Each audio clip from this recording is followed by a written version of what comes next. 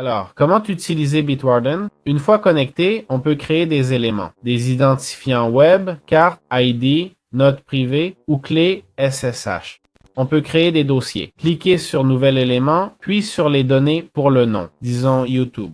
Ici, on met le nom d'utilisateur, test, le mot de passe. Vous l'inventez? Non. Mettez le vôtre et toutes ces infos. J'invente pour des raisons évidentes.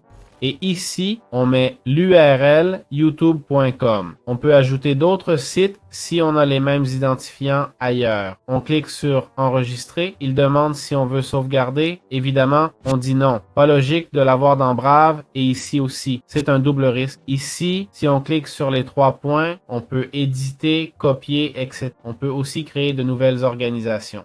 Si on veut partager des données, on peut utiliser l'extension. Avec l'extension, certains sites remplissent auto les infos de connexion. On peut utiliser envoyer pour des textes ou fichiers. C'est pour envoyer au compte Bitwarden, pas externe. On a des outils comme un générateur de mots de passe. Voici comment on génère des mots de passe. On définit la longueur ici. Si je mets 70, il le fait. Oui, il le fait. Le voilà. Je ne sais pas si c'est 70 ou 700. Suivant, 128. Je peux choisir les caractères, majuscules, etc. Je peux définir un minimum de chiffres ou de caractères spéciaux. Je peux créer des phrases de passe, des phrases, ou choisir le nombre de mots ou l'identifiant. Je peux aussi importer et exporter des informations. C'est simple, on peut importer si on a des mots de passe dans un fichier TXT par exemple. On indique le type de fichier. Voilà, il y a l'option TXT. Je viens de cliquer dessus. C'est pour transférer les données si on les a ailleurs, comme dans Chrome par exemple, si on les y stocke, ou si on utilise une autre gestionnaire comme Bitwarden ou OnePassword. Enfin, il y a la section Rapports pour les données, c'est-à-dire les statistiques. Il y a aussi les paramètres pour changer l'email, etc. On peut y supprimer le compte et plus encore. Voilà comment fonctionne Bitwarden.